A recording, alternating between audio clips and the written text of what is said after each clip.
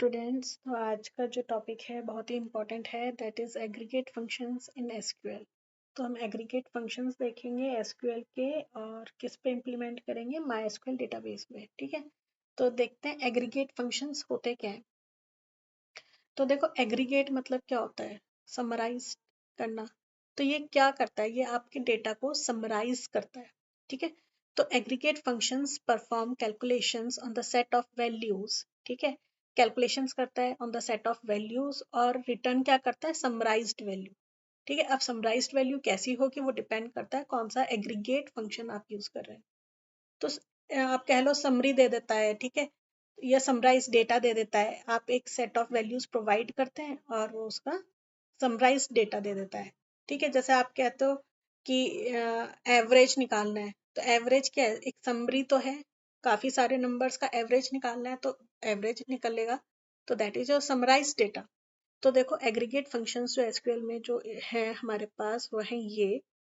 आपके पास है काउंट, सम, ठीक है, काउंट, सम, एवरेज, एवीजी लिखते हैं जैसे हम, मिन, मैक्स, मिनिमम फॉर मिन, मैक्स इज योर मैक्सिमम। तो देखो, सबसे पहले है आपका काउंट। काउंट क्या करता है, नेम से पता लग रहा है कि returns the number of rose in a set.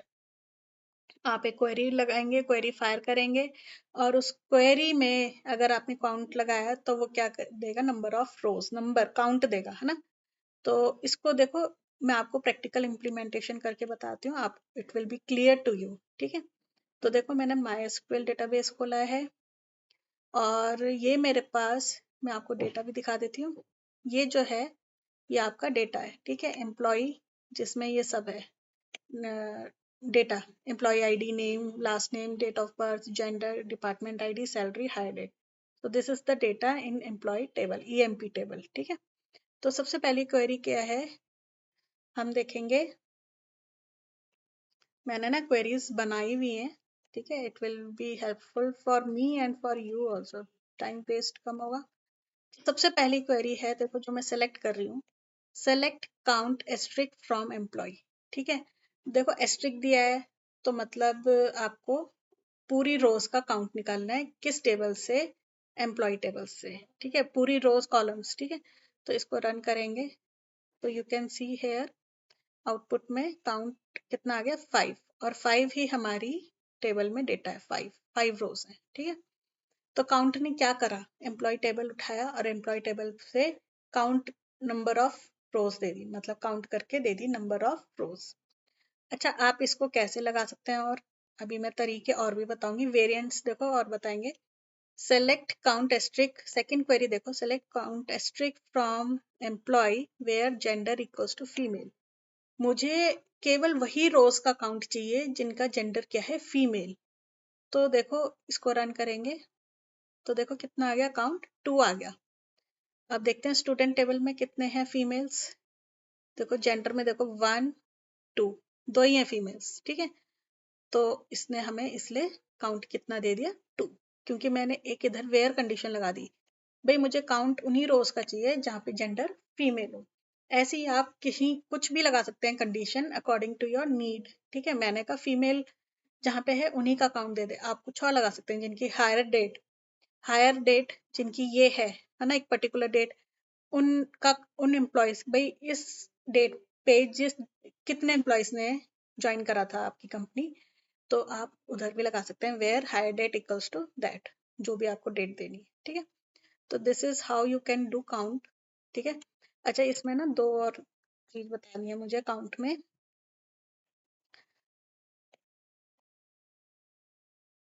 ये देखो, काउंट में क्या है, ये जो मैं सेलेक्ट कर रही हूँ क्वेरी, देखो select count distinct department ID from employ.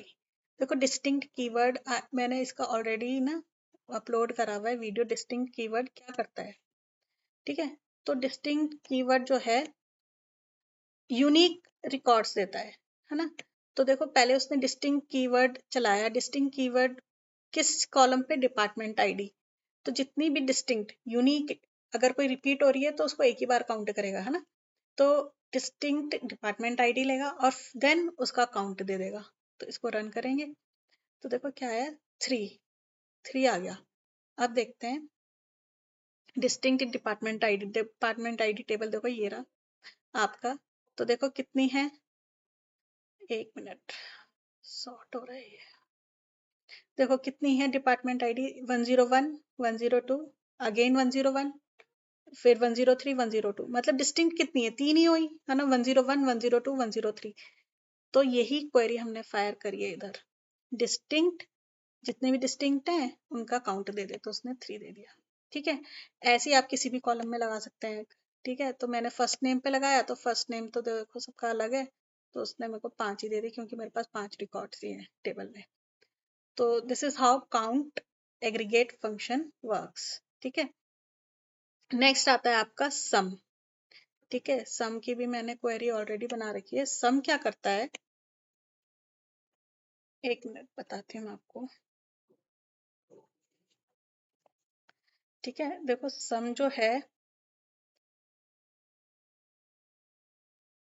it calculates the sum of all selected columns and it works on numeric value. ठीक है भाई, सम किसका निकालेंगे हम, किसी टेक्स्ट का या स्ट्रिंग का तो नहीं निकालेंगे।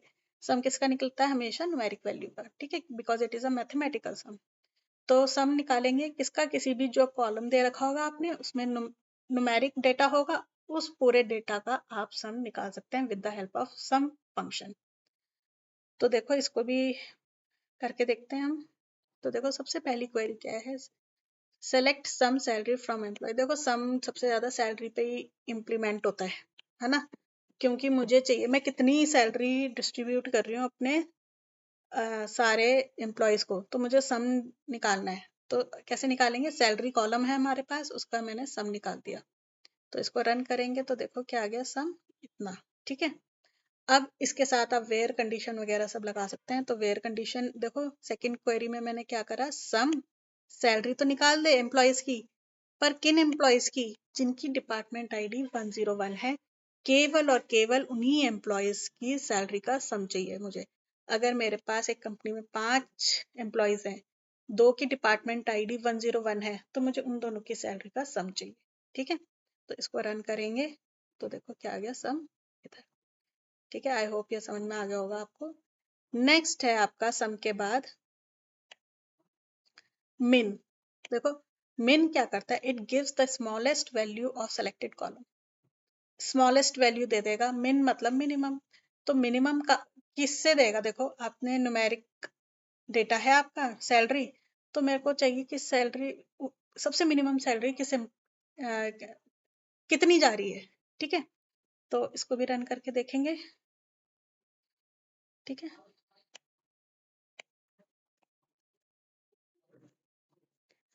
तो भी रन करके देखेंगे हम। देखो किस कितनी जा रही है भाई मेरी मिनिमम सैलरी मेरे कंपनी में। तो मैंने इसको रन करा तो मिनिमम सैलरी जा रही है 65,000। ठीक है, अब देखो अब इसमें भी आप वेयर कंडीशन वगैरह लगा सकते हैं कि मुझे सैलरी मिनिमम चाहिए, लेकिन किसकी चाहिए, जिस भाई जेंडर मेल है जिसका। ठीक है, तो क्या है देखो इसमें ये क्या करेगी क्वेरी, जितने भी मेल एम्प्लॉयज हैं उनको उठाएगी और उनमें से सबसे मिनिमम सैलरी उठा के आपको दे देगा। तो देखो सब देखते हैं, इसको रन करेंगे तो सबसे मिनिमम सैलरी जिनका जेंडर मेल है, उनमें कितनी मिनिमम सैलरी है, ये है 75,000। ठीक है, सेम आपका आता है मैक्स। ठीक है, अब मैक्स देखो इसका अपोजिट हो जाता है, लेकिन बिल्कुल सेम हमें सिंटेक्स होता है इसका भी, कि it gives you maximum value of selected column, maximum value दे देगा। ठीक है, तो मैक्स देख लेते हैं, भाई मुझे क्या चाहिए, मैक्सिमम सैलरी चाहिए, मेरे एम्प्लॉय टेबल से मुझे मैक्सिमम सैलरी चाहिए। तो मैक्सिमम सैलरी कितनी जा रही है, 90,000। अब मुझे मैक्सिमम सैलरी चाहिए किस, क्या क्राइटेरिया है, जहाँ पे जेंडर क्या हो, मेल। तो ये क्या करेगी क्वेरी, जितने भी मेल हैं उनको उठाएगी, है ना, उनकी सैलरी उठाएगी और जो मैक्सिमम सैलरी उठा के उसमें से दे देगी। तो इसको रन करेंगे तो देखो मैक्सिमम सैलरी भी उतनी है। ठीक है, नेक्स्ट आता है आपका मैक्स, मिन मैक्स के बाद आता है एवरेज।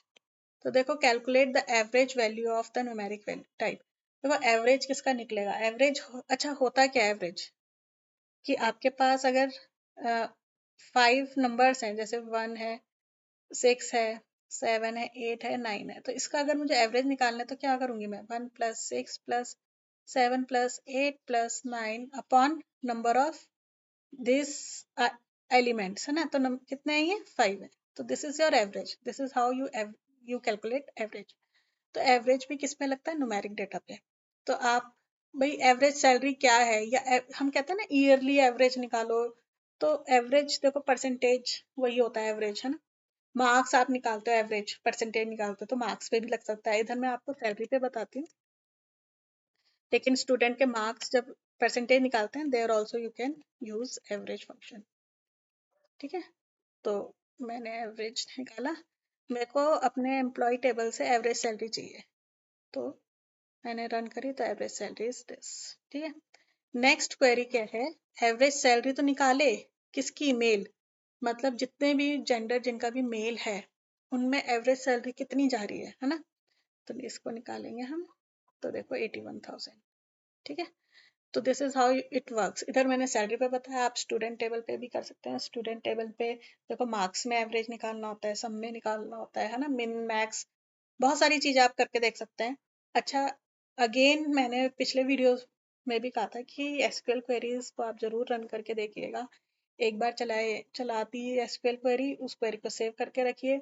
नेक्स्ट टाइम जब भी आपको रिवीजन करते हो, आप रिवीजन के टाइम पे उन क्वेरीज को दोबारा रन करेंगे, है ना, बार बार करके देखेंगे, डिफरेंट क्वेरीज बना के देखेंगे, डिफरेंट वेयर कंडीशन लगाओ, डिफरेंट ये एवरेज फंक्शंस लगाओ, ऑपरेटर्स लगाओ, तो इट विल हेल्प यू, है ना, it will help you to give you clarity, है ना, क्लैरिटी आती है उससे। तो ये था आपका average functions in SQL which is very important, ठीक है, इंपॉर्टेंट है। और किसके साथ मैंने इम्प्लीमेंट करके दिखाया आपको, माई एसक्यूएल डेटाबेस के साथ। तो आई होप ये आपको समझ में आ गया होगा। So thank you for watching the video.